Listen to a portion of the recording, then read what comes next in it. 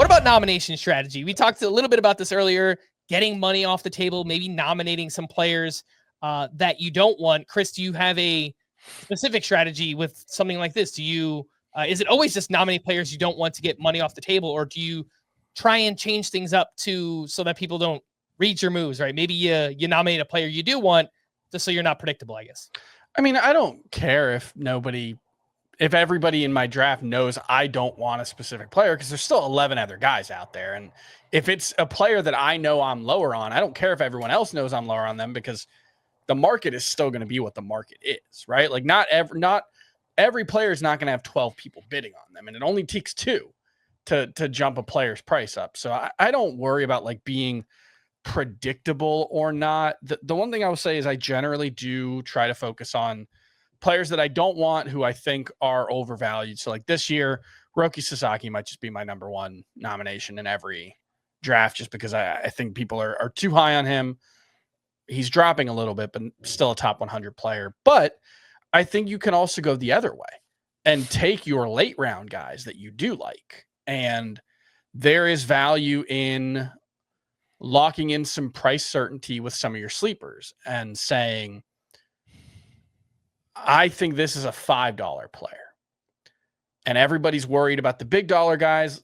Sometimes there can be value in throwing out a later guy for like $2.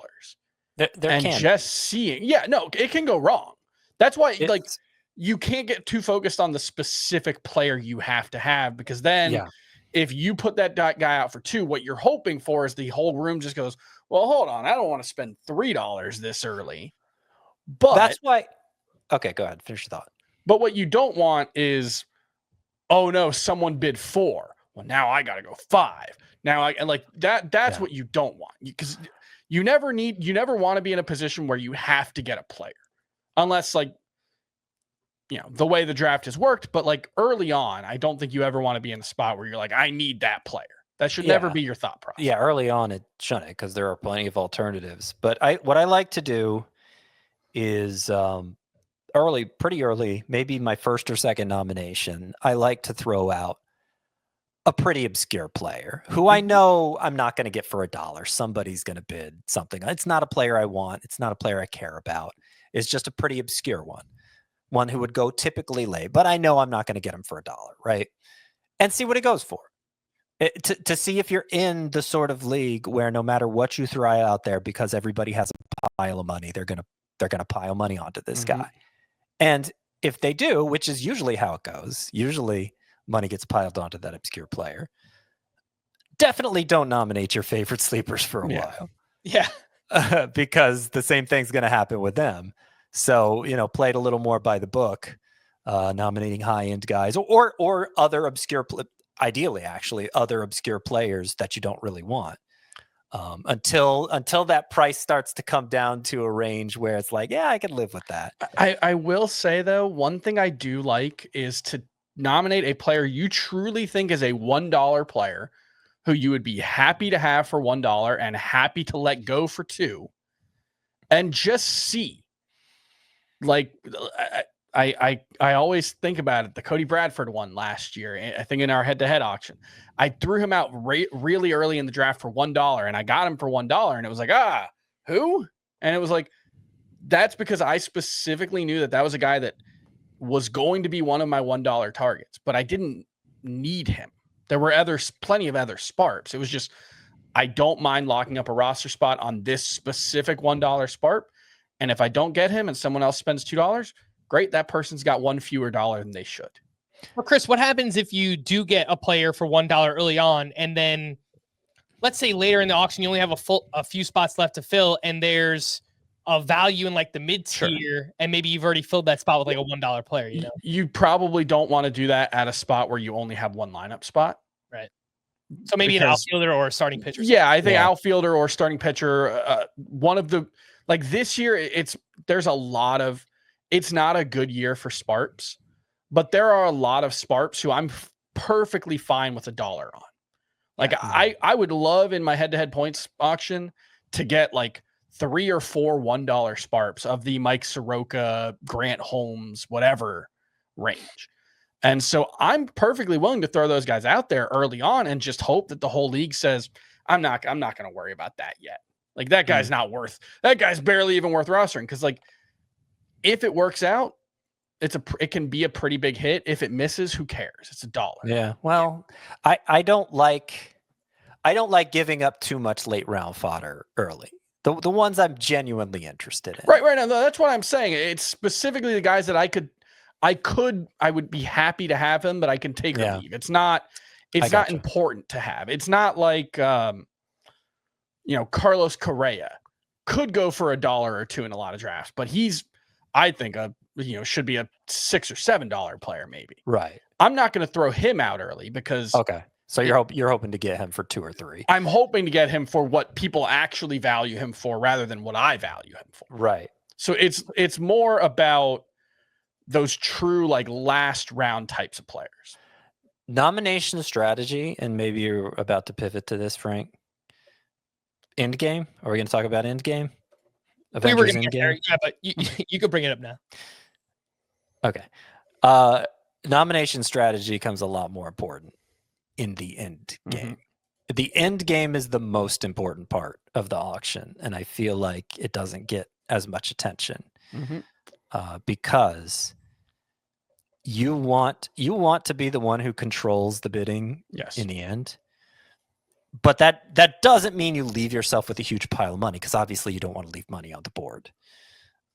You want 2 to 3 times as many dollars as you have spots available, ideally. Once you get to that point where your budget is 2 or 3 times as high as your spots available, you are being very, very, very careful from that point forward, because you don't want to get to a point where you have nothing but dollar bids left. That is the ultimate way to sink an auction, I feel like, because obviously your only chance at a player is a guy you nominate yourself. And if anyone else in the league bids him up, you got to wait through a whole round of nominations to have a chance at somebody else. And you're going to end up with some true scrubs that way. Here's what else you want to avoid. If you only have $4 left, let me think if you only have $4 left, you probably don't want to nominate a $1 player. Because what's going to happen is you're going to nominate 1, next bid's going to be 2, you're capped out below your max for that next one.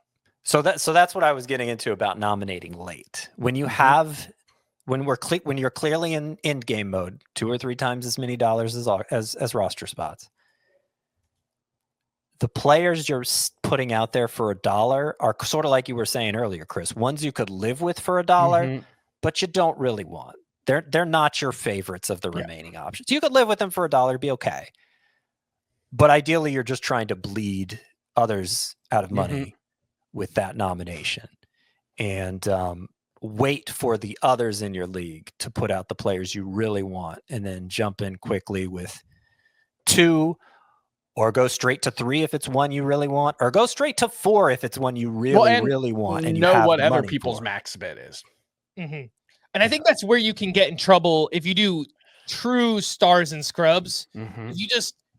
If you're too aggressive early on, and then next thing you know, you've got $7 left for your final 7 spots. Everything that these guys are talking about is you can only nominate a player for $1. So even if you think, hey, I could sneak this guy by for it's a $5 player, I think I could get him for 1, you're most likely not going to get him, because everybody else just needs to go 2, and you don't have a bid that you can go higher. So you really do need to pay attention to that end game, and maybe saving, like Scott said, double or triple the money you have per roster spot. So if you have, towards the end of the draft, 5 roster spots left, leave yourself $10 or $15 just so you can maybe go $2 or $3 per player on those final rosters. I will say I would rather be stuck with 4 $1 players at the end of my draft where I have no money left than leave $20.